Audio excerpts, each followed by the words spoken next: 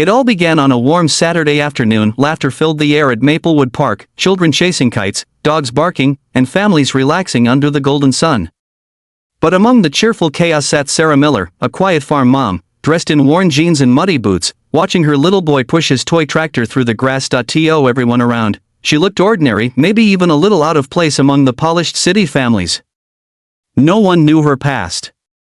No one knew the strength hiding behind her calm eyes. When three teenage bullies cornered her son near the slide, mocking his accent and dirty clothes, the crowd expected the timid farm mom to walk away, to avoid trouble. But when they crossed the line, when one of them shoved her boy to the ground, Sarah slowly stood up, removed her denim jacket, and said in a voice that made the air grow still, Sarah Miller had traded combat boots for work boots years ago. After serving 8 years as a U.S. Marine, she'd returned home to raise her son, Ben, on her late father's farm. Her days were simple now, feeding chickens at sunrise, mending fences, and teaching Ben the value of hard work. To outsiders, she was a quiet woman with strong arms and a gentle smile.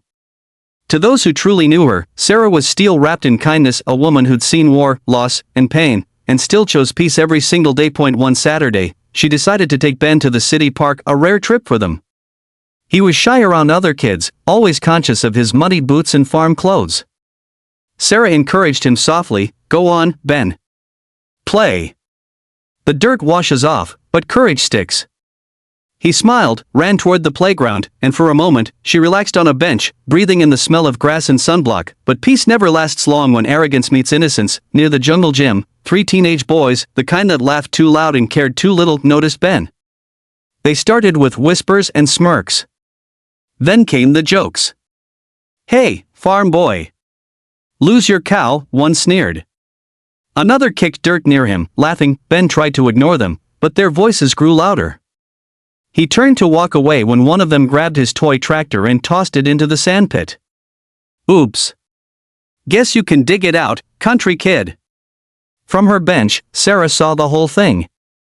Her muscles tightened, not from anger at first, but from memory.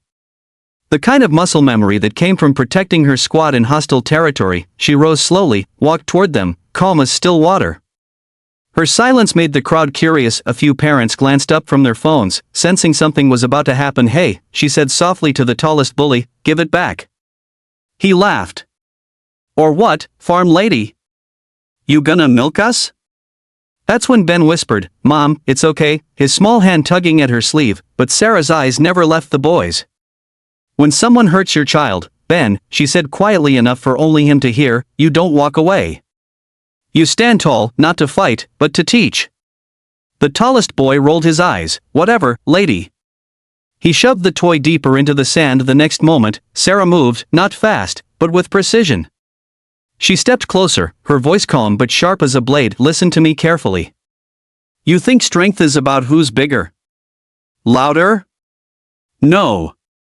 Real strength is knowing when you've crossed a line and stepping back before you fall over it."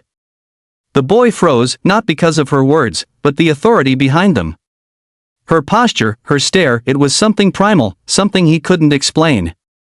His friends shifted uneasily. One muttered, "Come on, let's just go."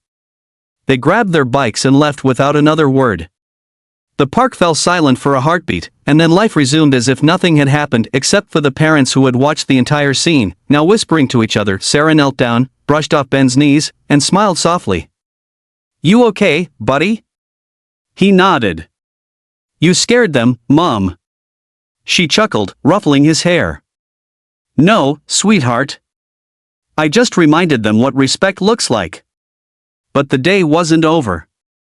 Not by a long shot, because sometimes bullies don't learn from words, and that afternoon, they came back. Sarah was packing up their picnic when she noticed movement near the trees, the same boys, joined by two older ones. Their laughter carried across the park like a warning. Ben's smile faded. "Mom, they're back." Sarah exhaled, steady and calm. "Stay behind me, honey." The leader called out mockingly, "Hey farm mom. Thought we'd say sorry, properly." The sarcasm was thick. One held a can of soda, another picked up a handful of dirt. The crowd started watching again, some recording on phones, expecting drama. Sarah stood still, her eyes calculating, scanning the angles, exits, positions, just like she used to do in combat zones. Her marine instincts woke up, silent but alive. Walk away, she said firmly. Or what? The older boy smirked. You'll tell my mom? The next few seconds were a blur of motion, but not violence. Sarah didn't throw a single punch. She used control, leverage, and composure. When the boy tried to step closer, she sidestepped, locked his wrist in a pressure hold, and brought him to the ground with a controlled, trained movement, quick, clean, and calm. He yelped, shocked more than hurt. The other boys froze. Sarah released him gently and said, her voice steady, I don't want to hurt you. But if you ever threaten another child again, I will stop you. Understand? The boy nodded, eyes wide, pride shattered. Then, a security guard who had seen the incident arrived, asking if everything was okay. Several witnesses spoke up for Sarah. One mother even said, she didn't hurt them, she just handled them.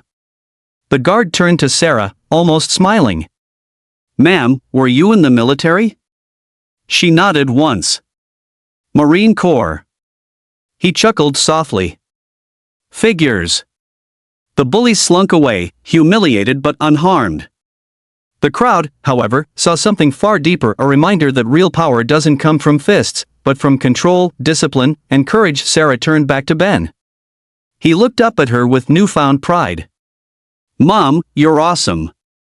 She smiled, eyes soft. I'm not awesome, sweetheart.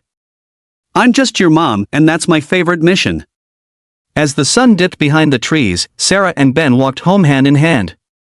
The day had tested her patience, her strength, and her past.